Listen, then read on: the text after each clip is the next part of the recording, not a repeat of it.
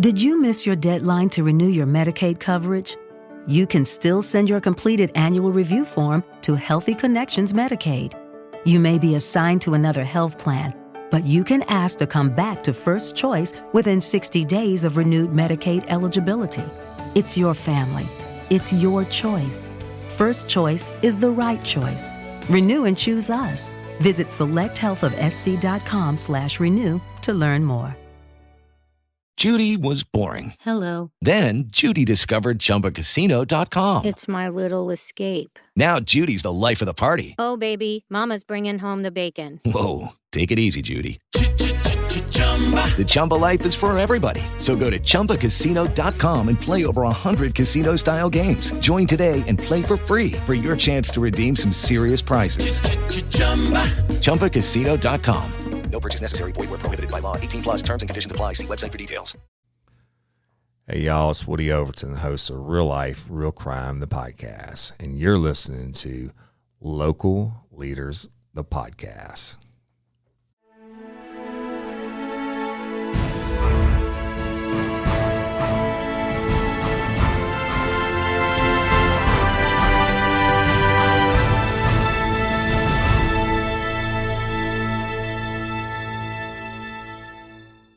Hey, and welcome back to another edition of Local Leaders of the Podcast. This is episode 141, and the guy sitting across from me, pretty well-known guy in this area, Sheriff Jason Ard, and today we're going to talk Christmas Crusade. First of all, welcome to the show. Thank you for having me. It's good to be here. You have been active in the Christmas Crusade for quite a while. Yes. And it existed even before you were sheriff. It has. Tell us a little bit about the history. So it started back in the 87, actually under Sheriff Odom Graves.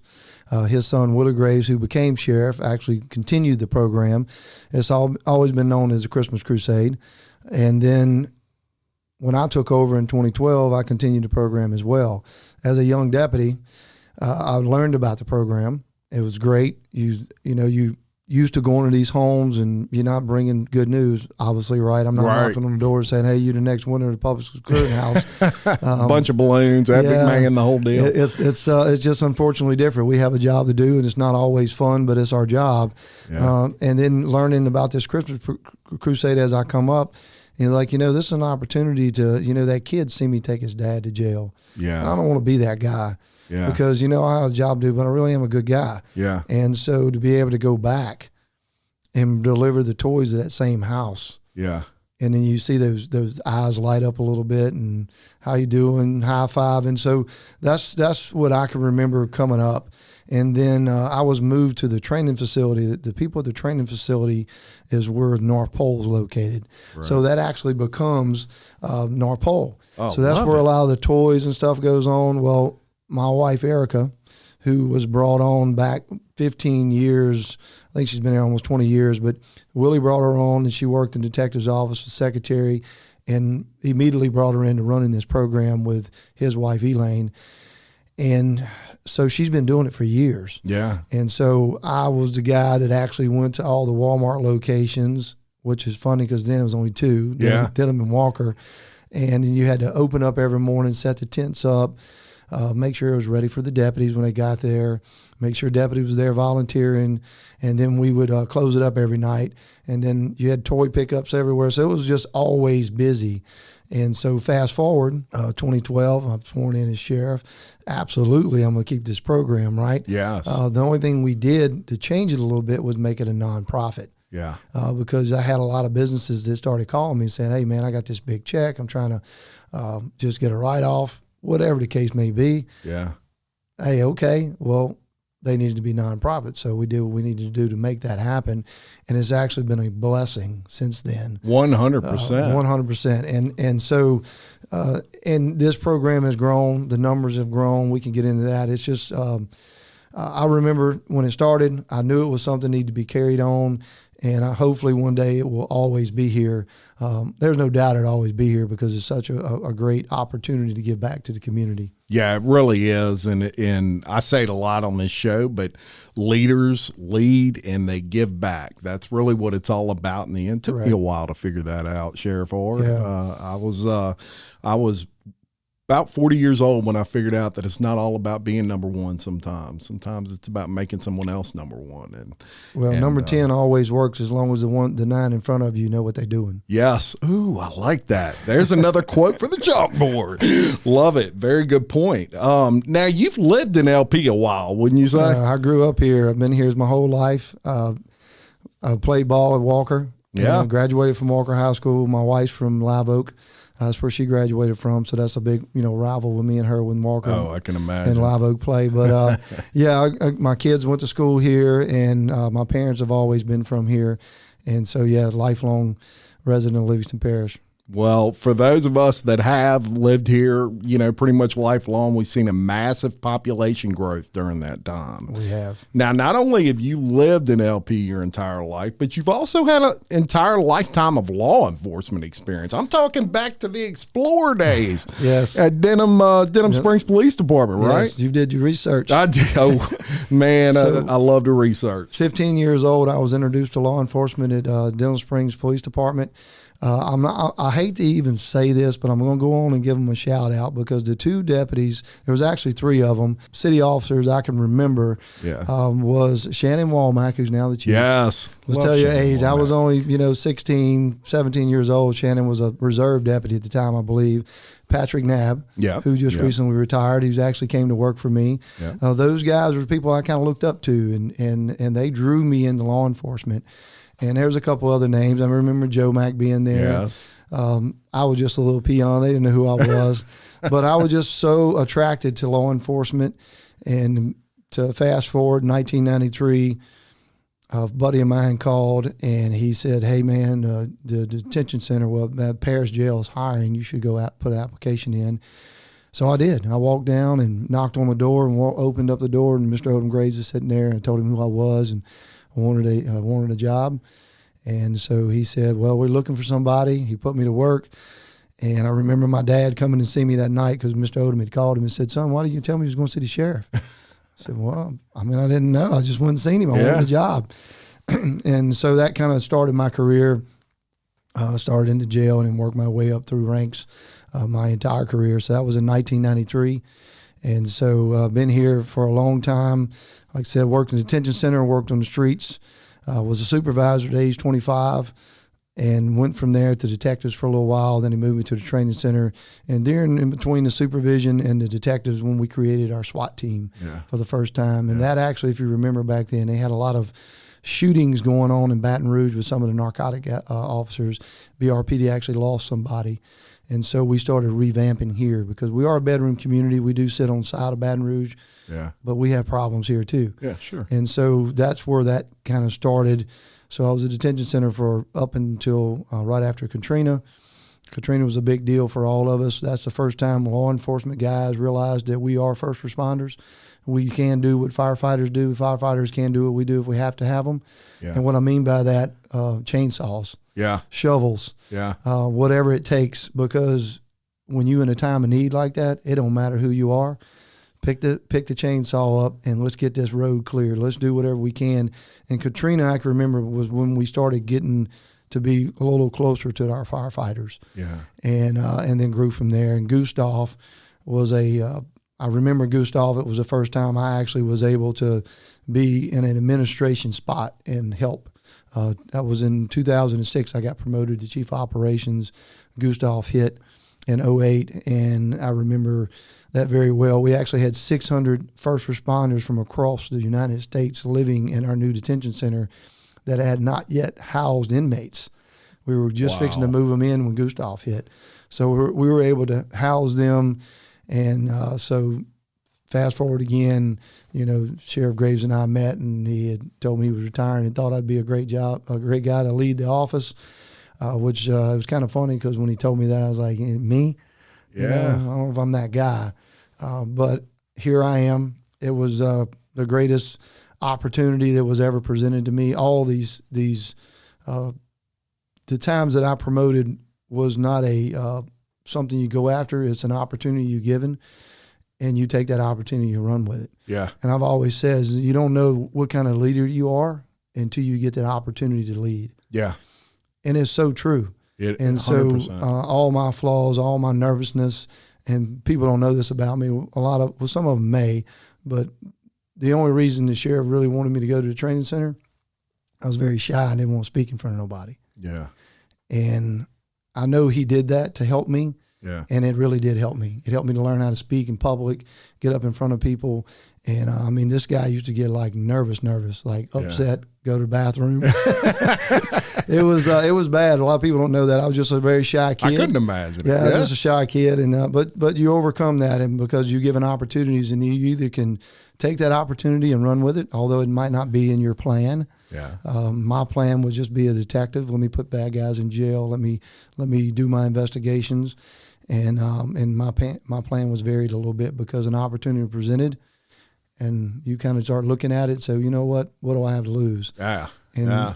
I'm so glad I took that route, and here I am today. I'm glad you took that route too. Well, thank you. But I'll tell you this, what's intriguing about you on that subject is, and one of the reasons I think you do lead so well is you've done every job from the bottom up. So any subordinates you have, guys underneath you, they look at that and they know that you've been there and done that, no matter what job it is. I mean, you started off, it's amazing your life and how young you were when you started. You knew your whole life this is what you wanted. I've always heard, you're young. Matter of fact, for the first 2 terms, I was the youngest sitting sheriff in Louisiana.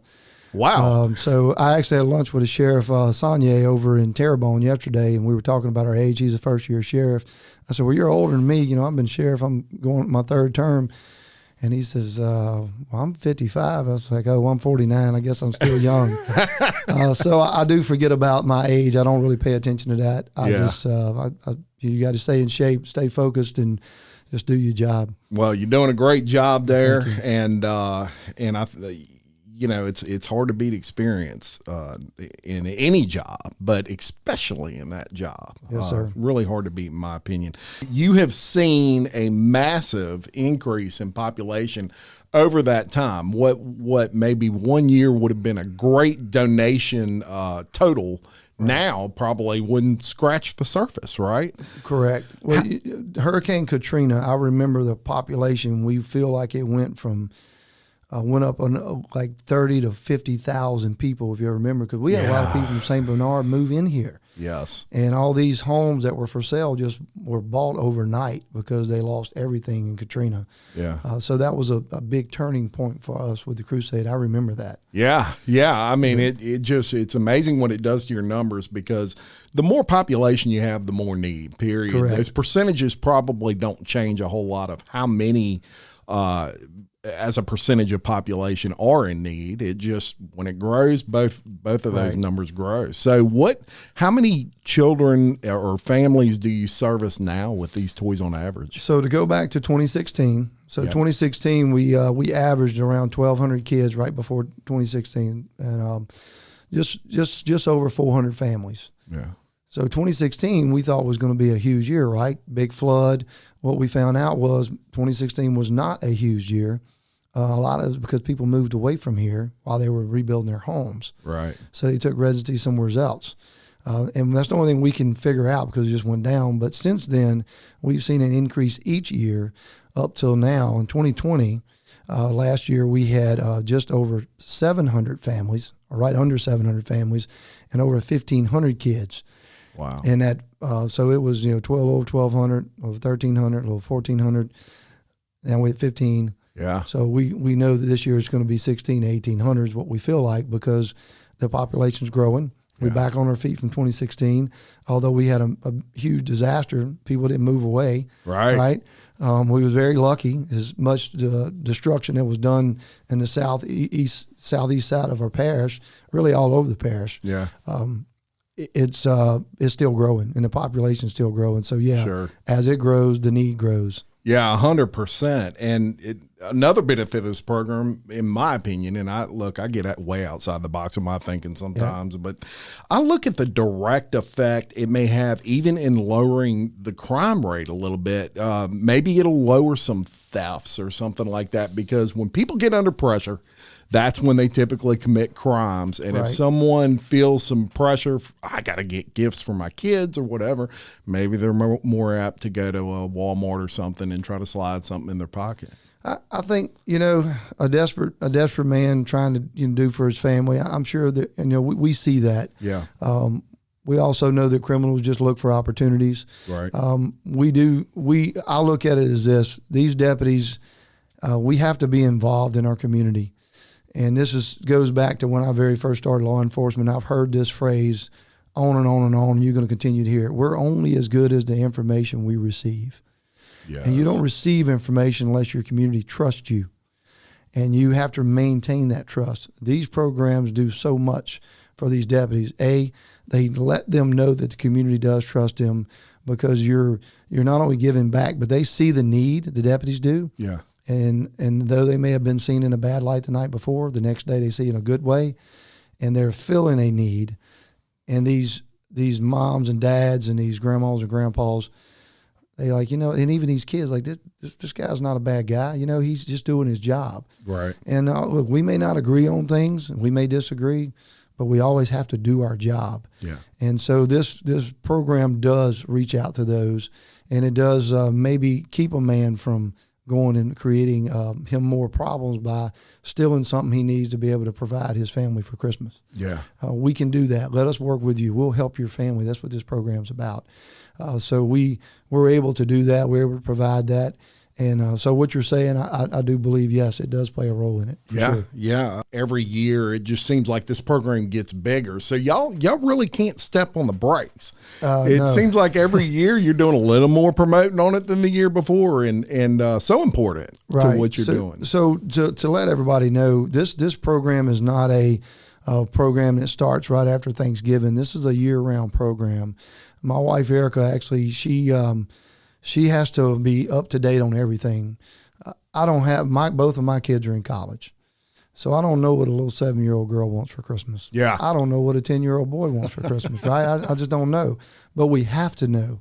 We have to know that kid that we bring in toys to has the exact same action figure that his neighbor's kid has. We want to make sure they have a very Merry Christmas. So that has research has to be done. We have to know our deputies. Hey, what's your kid want this year? Like what's popular? So that goes into it. She starts ordering toys usually she starts doing it in September, October, but because of what's going on in our country, we just don't even that's a whole nother subject. Oh Lord, and, that's a podcast for another day. And you can't find anything, so she got a little nervous and doing her due diligence, make sure that hey, let's go back and maybe start in August. Yes. To make sure we're going to have our toys, to have the things we need. So that all moves up to the actual dates, which is going to be the Saturday after Thanksgiving. Yeah. That is the day that you'll start seeing the deputies at all 3 Walmart locations and Bass Pro. Yeah. And then the Monday following that, and is actually, which I got it wrote down here, which is November 29th is when we actually start taking applications. Yeah. Which is a huge progress as well. That actually starts, and that's a 2-week progress, a 2-week deal that you have to ask, they have to bring in proof of residency. Because remember, we only take care of Livingston Parish kids. Right. That's what this program is designed for. I would love to take care of the whole country. Oh, sure. But, this is what it's designed for. This is where we focus. So we start then. We have the deputies collecting toys. We have the people coming in to sign up. They got to prove their residency. They got to prove their income. They got to prove that these kids are there by showing Social Securities for each person in the house, income for each person in the house. So it's a lot of stuff that goes into this program. Bring up a good point with the work that your wife, Erica, does. Mm-hmm. I can tell you I've got a son at LSU. I got 2 twin girls that are juniors at Denham High School, and I could not tell you what these kids are playing with these days. How important is this to your wife, this program? It's important to her. It's something that we've done every year for years together. One of the things that we've been blessed with is since we turned to nonprofit, one of the things you really stress about every year is the thing that you have to have in order to make this work. Yeah. And that's money. Yeah. You have to have the monetary donations coming in. Yeah. If you don't and you can't collect enough money, you're not going to be able to provide that Christmas. So it's very important that we work as a team. And my job is to make sure I go and visit Mr. Jim Chapman and get out on the news, and whoever else I can get on with is to say, hey, we need these monetary donations. We need these toys. And these businesses just jump on board with this. Maybe it's because of the nonprofit, maybe because they just want to give. I'll get to the point where, you know what, whatever it is what it is. We need this to make this program work. Yes. And so and I don't want to miss anybody, so I'm careful who I say, but we have a lot of local restaurants that do, hey, bring a toy and drop it off, we'll give you a discount. Or 10% of my profits on this day we're going to give toward Christmas Crusade. Yeah. So all these Denham Springs restaurants, Walker restaurants, all over the parish do that for us. Yeah. And it's very important. And you collect $1,000 here, $100 here. Maybe you get lucky and getting a couple $1,000 here. That adds up. It really does. It adds up a lot. And every year we've been able to do that. And my point I'm getting to is because of the nonprofit, we've been able to actually get even bigger monetary donations, which has allowed us to provide that even better Christmas for these kids. Oh, absolutely. And that's the goal. And be able to give beyond that. We have organizations. I always like to mention Mighty Moms. Yes. We work close with them. We have a lot of local churches that try to give to people as well. And we want to stay connected and communicate, because if you and your church is taking care of a couple families, our program don't allow you to get taken care of by us. Yes. That's double dipping. Yes. So let them take care of you. They're going to provide you with a Merry Christmas. Let us put our efforts toward other people. Yes. So it's very important that your money goes, and you know that it's watched, and it's cared for, and it's actually accounted for. Yeah. And you need to know that when you write those checks. And so that's why this program has the backbone that it has, because we do that every single year. It's the integrity of the program. You got to have it. Yeah, you got to have it. And look, people out there that are doing their own little things with, hey, bring me some toys and we'll give them away or whatever. That's a great thing. But when you're a nonprofit, you know where that money's going. You need to be real careful of who you give things to sometimes, because whether they're legit or not, and I'm not a sheriff by any means, but I'm sure you got to watch out for that. And you do. People are, some people are just bad people, and they look for opportunity, and so when you give to a 501(c) like your organization, that it's going where it should be going. That's and right. Guess what? We love to save tax money, and so it's deductible. Right. Shout out to TurboTax or whatever. Now, we talked about the process a little bit. So if someone does say, wow, I may qualify for this program, would you go pick up a physical form? Is there an application online? How does that work? Go to lpso.org online, and they'll have the information. You can fill it out, and then you'll have to go to the location, which I'll actually tell you. The location is at Woodside Drive location, which is our training center, which is at 29225 Woodside Drive in Walker, right next to the huge landfill. You can't miss it. So we actually, our applications will start accepting those November the 29th through December the 3rd, and then we'll start again December the 6th through December the 10th. The times that runs is between 8:30 a.m. to 12 p.m. and then again at 1 p.m. to 3:30 p.m. each day. They can get all this information. They fill it out, and it'll actually show. And it says here, like, you have to have proof that you are a Livingston Parish resident. We said this earlier, but I'll repeat it. You also will need to provide birth certificates for each child. You also need a proof of income for everyone living in your home.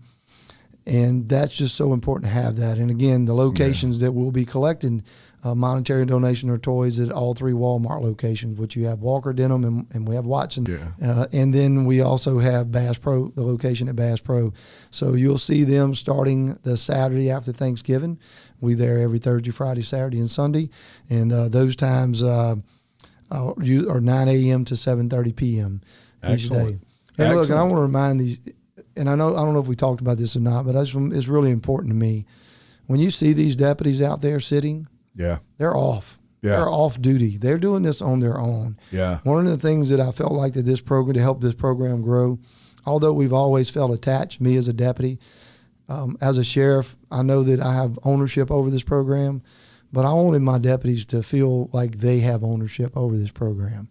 And so you see what they do. They do so much for this program. I couldn't do it without them. You couldn't do it with that. That's right. Physically not possible. So tell them thank you. Yes. They love that pat on the back. They love to hear thank you. And but they're doing this on their own time, and this is something they look forward to every year. So I just like to make sure people realize that They're not sitting there on your dime. They're sitting there on their own dime. Yeah, Just they're volunteering. That's just right. like anybody else. Law enforcement in general does so much for a community, and just what y'all do every day is not like podcasting. You know, you go out there and you really do heroes work, and so that in and of itself deserves a pat on the back. But then to volunteer your time, do those things for your community, that's a huge thing. And yeah, definitely shake their hand, tell them thank you. If you sign up for this program, you can't double dip, I guess would be a word for it, and be on another program. And the reason for that is, I would imagine you've got to be able to spread this to as many people as possible. And so when you have a program and you take care of these kids, and you know that you're providing them with a Merry Christmas, there's no need for another organization to have to spend their money on these kids. Yeah. And it is called double dipping. I mean, look, we're going to provide the Christmas for your kids. We don't allow, our program does not allow you to go to 3 other places and get toys too. That's not what it's about. It's about getting these kids a Merry Christmas, and we try to focus on that, but we also have to do our due diligence to make sure the program maintains the integrity. Absolutely. And watch this very carefully. And we don't have many problems at all, but we have had problems in the past, and we've dealt with those problems. Yeah. And so with that, just stay focused on doing the right thing. That's right. That's what we need to do. Very good. And we do want to shout out the Bread of Life Ministries way up in Indiana. Yes. Man, I saw that on Facebook. Look, pallets of toys. Tell us about that. Oh, it was just great. Well, John Snyder's a great friend of mine. He hadn't lived in our parish long, and I introduced him to our Christmas Crusade program. And he actually came out one morning, got up at, I think, 4 a.m. and did a morning show where Channel 2, Channel 9, or one of the news stations came out and actually did a live morning show with our Christmas Crusade. And I think the way I got him there was I told him, hey, John Snyder's going to be here. Yeah, there you go. So they came out, he interviewed, and he actually said, you know what, I got some time. I would like to go out and deliver toys. So he did. And so he went out and delivered toys. He loves it, loved the program. And every year, he tries to do what he can to help us out. And this year he reached out to some people and he's brought just a truckload, 18-wheeler truckload full of toys. And he even had some clothes and some other things that we can actually donate to other organizations to get to these kids in our area. Yeah. So it was great to have people like John that has connections all over.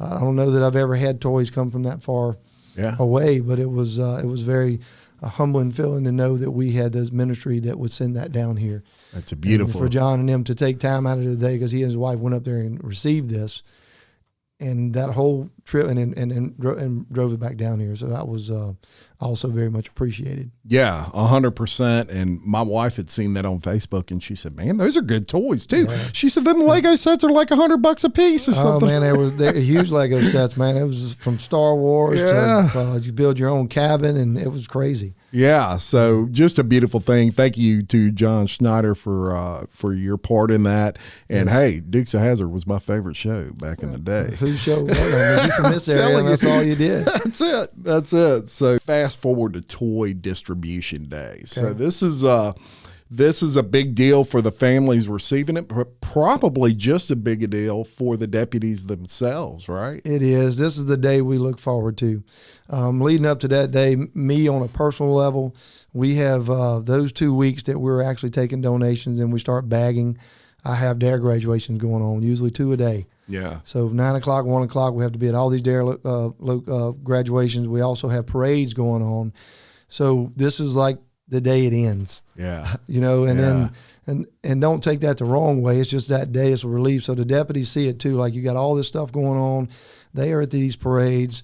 Some of them are at these DARE graduations, and they have regular work going on. So it's a lot of overtime going on their own time. And we get to the December the 17th, which is a Friday. We'll be delivering toys. And it's just a sight to see, looking at the pictures and Lori stealing them. They do a great job, my PIO crew, and getting some videos and to show how big it is. But these deputies, it would be almost a mile down the road. These deputies are lined up. Yes. Can't wait. They have their kids with them sometimes. They have their spouses with them, and we welcome that on that day because we want it to be a family event. Yeah. And they'll line up and they get in vans. Some of them ask, can I just bring my truck and put a sticker to them in the sheriff's office so I can bring more toys?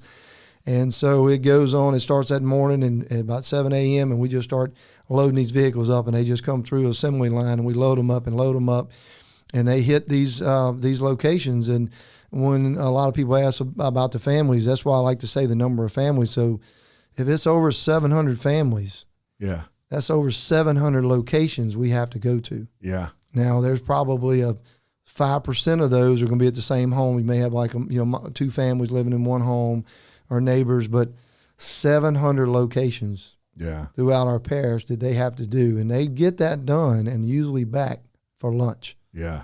That's wrap your mind around that, folks. That's how many people help. Yeah. So I'll provide lunch, and they're usually there by noon. We have lunch, and then of course we have some cleaning up to do, and it continues on a little bit after that because it just doesn't end that day. But that is the big day that we try to get done, and then you just kind of have a little relief. I mean, it's a crescendo there of it really is. All this build up, and then boom, the day hits, and I'm sure these deputies just absolutely love to go to a door, knock on a door, and say, "Hey, I just got something for you." Yeah, and look, I know I may have touched on it earlier, but the best ones for me is the deputies that show up during the time we're actually taking applications, and they will actually bring us a name and address of a family. And say, look, I was there. This family, they're in need. These kids are in need. They need clothes. They need food, whatever. Yeah. And that same deputy will push through the line to make sure that he has that family. Yeah. He will go write That's his awesome, name on it. I want to be the one to bring these toys. Yes. And so that just means the world to me to know that deputy, not only did he make sure he recognized, but he finished it. Yeah. He recognized a problem. He brought the problem. He got a plan, and then he basically puts it in place, and he finishes it. And so I know that's a build up for them as well, but some of them have no clue what it actually does for me. Right. Well, I'll tell you, and I've talked to several deputies. I'm good friends with a lot of them, and one in particular, Woody Everton. I told him, I said, man, look, you need to do like a holiday episode where you talk about some kind of experience with Christmas Crusade. I think it'd be a great thing. Of course, he's all for it. Yeah, I mean, Woody's has been there and done that and delivered toys, so he knows a lot about the program. Yeah, absolutely. Folks, I can't vouch for this program enough, and I appreciate you coming on the show. Is there anything else you wanted to mention? Thank you for having me. Look, you said earlier, look, we do a lot as law enforcement community, but we have to have different people helping us in our community. Yes. Your job is important as anybody else's, because without you, I couldn't put this out. Oh man, thank you for that. So you got to have these different. We work well with our news outlets or podcast folks, because we have to work together to spread whatever the word is to get things out. And I mean, I rely on Walmart to help us. To make sure we're able to order these toys, and other businesses to get these monetary donations. So it's a group effort. Yeah. I have never been one to take credit for anything, because I cannot do what I do each and every day without my people. And they're my deputies. They work so hard. I can't do things without the community, and I can't do things without people like yourself. Yeah. When we got to work together as a team to make sure in the end that our community wins. And that's what we're going to do. That's right. And we're all a team around here, and we love LP. That's right. And everything about it. And so positive things only, for sure. And I can't vouch for the program enough. I've been aware of it a long time. I've given to it.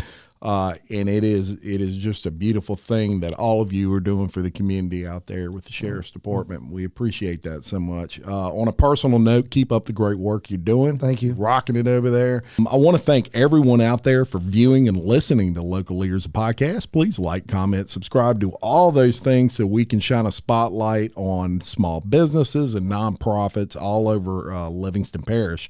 I want to thank our sponsors, including Tricia Johnston Realtor, William Waldrop of TWFG Insurance, BJ Pawn, Fit Blends, Denham Springs, Black Sheep Creative, SR Enterprise Painting, Adele Lane Spa and Boutique, Fit Body Boot Camp. We could not do any of this, none of this, without all of you. And I want to thank everyone out there that has been pushing our last few episodes. We had Lopa on recently, and that episode has really taken off. 10,000 something downloads already, I believe. And it just keeps on coming. So thank all of y'all for doing that. If you want information on getting on the show, sponsoring the show, reach out to me at jim@localleaderspodcast.com. Until next time, I'm Jim Chapman, reminding you, love your community, support local nonprofits just like Sheriff's Ard's Christmas Crusade, and keep leading. Thank you very much. Did you miss your deadline to renew your Medicaid coverage? You can still send your completed annual review form to Healthy Connections Medicaid. You may be assigned to another health plan, but you can ask to come back to First Choice within 60 days of renewed Medicaid eligibility. It's your family. It's your choice. First Choice is the right choice. Renew and choose us. Visit selecthealthofsc.com/renew to learn more. Judy was boring. Hello. Then Judy discovered ChumbaCasino.com. It's my little escape. Now Judy's the life of the party. Oh, baby, mama's bringing home the bacon. Whoa, take it easy, Judy. The Chumba life is for everybody. So go to ChumbaCasino.com and play over 100 casino-style games. Join today and play for free for your chance to redeem some serious prizes. ChumbaCasino.com. No purchase necessary. Void where prohibited by law. 18+ terms and conditions apply. See website for details.